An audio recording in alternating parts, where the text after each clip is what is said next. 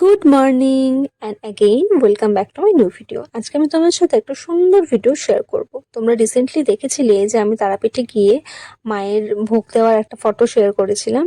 তো সেই সব কথাই আজকে তোমাদের সাথে আমি শেয়ার করব, আর কোথায় কোথায় ঘুরেছি, কি কি কিনেছি, সে সব কিছু এই ভ্লগে বলবো। তো তারাপীঠে গিয়ে মায়ের কাছে ভোগ দেওয়ার ইচ্ছাটা মেনলি আমার বাবারই ছিল, যেটা কিনা বেশ কয়েক বছর হয়ে গেল আমরা দেবো দেবো করে দেওয়াই হচ্ছিল না। আসলে লোকে বলে না যে ঠাকুর যদি না চায়, তার যদি ইচ্ছা না থাকে, তাহলে তোমরা তার দর্শনও পাবে না, তার জন্য কিছু করতেও পারবে না। কথাটা হয়তো কোন একদিক দিয়ে সত্যি। জানো তো, এত বছর ইচ্ছা করা সত্ত্বেও যেটা দিতে পারিনি, সেটা এই বছর কিভাবে যে হয়ে গেল। আমাদের ট্রেন লেট থাকা সত্ত্বেও আমরা কি করে 8 ঘন্টার মধ্যে সমস্ত সবাই রেডি হয়ে সেই মন্দিরে পৌঁছালাম, আর এত ফ্রিলি, এত ফাঁকা, মন্দিরের লাইন কিছুই ছিল না। এত ফাঁকা জায়গার মধ্যে আমরা সুন্দর করে পুজো দিলাম, মায়ের দর্শন পেলাম, মাকে ছুঁয়েও দেখলাম। সবটা কমপ্লিট হলো, আর আমাদের যখন পুজো দেওয়া কমপ্লিট হলো, দরজাটাও মন্দিরের অমনি বন্ধ হয়ে গেল। মানে এটা কি করে হয় আমি জানি না, এত শর্ট টাইমের মধ্যে সবটা কিভাবে কমপ্লিট হয়, হয়তো ঠাকুরেরই ইচ্ছা ছিল তাই হয়েছে। আর এদিকে দেখো, পুজো দেওয়ার পর যখন মাথায় থালা নিয়ে বেরোচ্ছি, মানে এটা থালা নিয়ে এভাবেই বেরোতে হয়, ভোগটা মাথায় নিয়ে। আমার মনে হয় শুধু ভোগটা মাথায় নিয়ে নেওয়ার নিয়মের থেকে বড় ব্যাপার, থালাটা এত বড়, এত খাবার আর এত ওয়েট, মাথায় না নিলে মনে হয় সম্ভবই নাই থালাটাকে নেওয়া। যাই হোক, তো পুজো টুজো দিয়ে আমাদের হঠাৎ প্ল্যান হলো আমরা একটু বাইরে ঘুরতে যাব। তো টোটোতে উঠে পড়লাম, আর সত্যি কথা বলতে গঙ্গারামপুর, রায়গঞ্জ সমস্ত কিছু, তারাপীঠ এগুলো জার্নি করে আমি এতটাই ক্লান্ত যে টোটোতে উঠে আমার হাই পাচ্ছে, মানে ঘুম পাচ্ছে আর আমার হাই উঠে যাচ্ছে। আর এদিকে দেখো, শহরের ওয়েদার আর একটু গ্রাম সাইড এলাকার ওয়েদার এতটাই মানে আলাদা, যে এত সুন্দর চারিদিকে একটা সবুজ একটা দৃশ্য, আর এত খোলা মাঠের হাওয়া। টোটোতে এত হাওয়া লাগছিল, আমার মনে হচ্ছিল আমি ওখানেই ঘুমিয়ে পড়ি। না, হাওয়াটা সত্যিই খুব ভালো লাগছিল, আর ওয়েদারটাও না মানে খুব ঠান্ডা ছিল।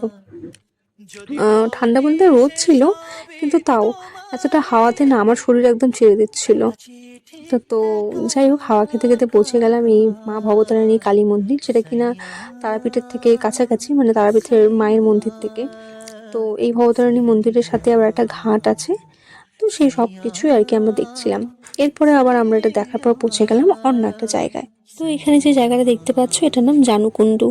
মানে এই যে কুণ্ডটা, মানে পুকুরটা, এখানে নাকি নিত্যানন্দ মহাপ্রভু মা তারাকে স্নান করানোর জন্য সমস্ত বিশ্বকে এখানে আহ্বান জানিয়েছিল। তো সেই জন্য নাকি সমগ্র বিশ্বই এই জলের মধ্যে, এই কুণ্ডের মধ্যে বর্তমান। তাই নাকি সাধারণ মানুষটা এই জলকে স্পর্শ করে পুণ্য লাভ করে। তো যাই হোক, আমরা সেটাই আর কি ঘুরে ঘুরে দেখছিলাম। আর জানো তো, পৌঁছানোর পরই হঠাৎ করে কেউ একজন ছিল, যারা কিনা আমাদের সবার কপালে এরকম তিলক এঁকে দিয়েছিল, আর আমরা কখনো এরকম তিলক দেইনি। তো তিলকটা দেওয়ার পর না আমরা নিজেরাই নিজেদেরকে দেখে একটু হাসছিলাম, যে একটু অন্যরকম লাগছে এই মনে করে। আর এখানে যখন দাঁড়াচ্ছি, এত হাওয়া, আমার চোখটা না বন্ধ হয়ে আসছিল, এত ঘুম পাচ্ছিল। তারপর আবার সেখান থেকে পৌঁছে গেলাম এই একটা আশ্রমে।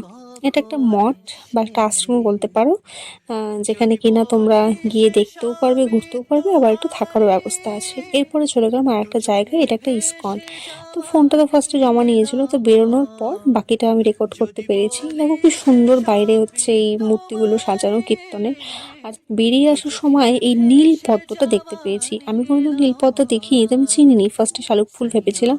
পরে মা বললো যে না, এটাই সেই নীলপদ্ম, যেটা পাওয়া যায়নি বলে তার পরিবর্তে ভগবান শ্রীরাম মা দুর্গাকে নিজের চোখ এই নীলপদ্মের জায়গায় দিতে চেয়েছিল। তো যাই হোক, পরে আবার কিছু মন্দির ঘুরে দেখলাম, আর এরপরে আমরা আবার ফেরার পথে কিছু কেনাকাটিও করেছি। চলো তোমাদের সাথে বাড়ি ফিরে রুমে গিয়ে তারপরে তোমাদের সাথে শেয়ার করব। আর দেখো, সারাদিন ঘুরে ঘুরে আসার পর যখন আসছিলাম, সব থেকে বেশি ভালো লেগেছে সূর্যের এই ডোবার টাইমের মুহূর্তটা, এত সুন্দর লাগছিল। তো যাই হোক, তারপরে চলে আসলাম রুমে। তো এবার শেয়ার করি তোমাদের সাথে কী কী কিনেছি। দেখো, এখানে মেইনলি আমাদের ঠাকুরেরই ড্রেস কেনা আছে। সবার ফার্স্টে যে ড্রেসটা আমি তোমাদেরকে দেখাচ্ছি, এটা আমাদের মা লক্ষ্মীর জন্য। তো আমরা গিয়েছিলাম মোটামুটি ধরো এপ্রিলের দিকে, মার্চে হোলি হয়েই গেছিলো, তবে শিলিগুড়িতে না হোলির আগে আগে বা হোলির টাইমে লক্ষ্মী ঠাকুরের জন্য জামা কিনবো বলে অনেক খুঁজেছি। আর আমার না ভেলভেটের ড্রেসের উপর খুব অবসেশন আছে ঠাকুরের জামার জন্য। তো অনেক খুঁজেছি, তবে পাইনি। কিন্তু ওখানে গিয়ে যখন পেলাম তখন নিয়েই নিলাম। হ্যাঁ, হোলির পরে নিয়েছি, কিছু করার নেই, কারণ আমার কেন জানি মনে হয়েছিল যে এরকম একটা ইয়েলো কালারের যদি ড্রেস নেওয়া হয় হোলির জন্য খুব ভালো লাগবে। আর সত্যি কিন্তু এই জামাটা না মা লক্ষ্মীকে পরালে সত্যি খুব ভালো লাগে। আর আমার আবার এই ধরনের জামা খুব ভালো লাগে। দেখো একবার জামাটা কি সুন্দর। খুব সুন্দর জামাটা, আর খুব ভালোও লাগে এরকম জামা পরালে। এখানে আর যে দুটো ড্রেস আছে সেই দুটো ড্রেস, একটা গোপালের জন্য, গোপাল ঠাকুরের জন্য, আর একটা হচ্ছে আমাদের বাড়িতে যেহেতু জগন্নাথ, বলরাম, সুভদ্রা এই ঠাকুর আছে, তো তার জন্য। তো এখানে যে রানী কালারের ড্রেসটা দেখতে পাচ্ছ সেটা হচ্ছে সুভদ্রা ঠাকুরের জন্য। দেখো আবার তার সাথে কি সুন্দর একটা ওড়নাও দিয়েছে। আর ভেলভেটের ড্রেস না আমার সত্যি এত ভালো লাগে যে আমি একদম মানে অবসেশন যাকে বলে সেরকম। আর এখানে যে একটা ইয়েলো কালারের দেখতে পাচ্ছ ড্রেস, ওটাও নেওয়া হয়েছিল আমাদের গোপাল ঠাকুরের জন্য। আর গোপাল ঠাকুরের জন্য আরও একটা নেওয়া হয়েছিল এই জামাটা। এই জামাটা দেখে এত ভালো লেগেছে, এত সুন্দর। দেখো না, আমার হাতের তালুর মধ্যে এই জামাটা এঁটে যায়।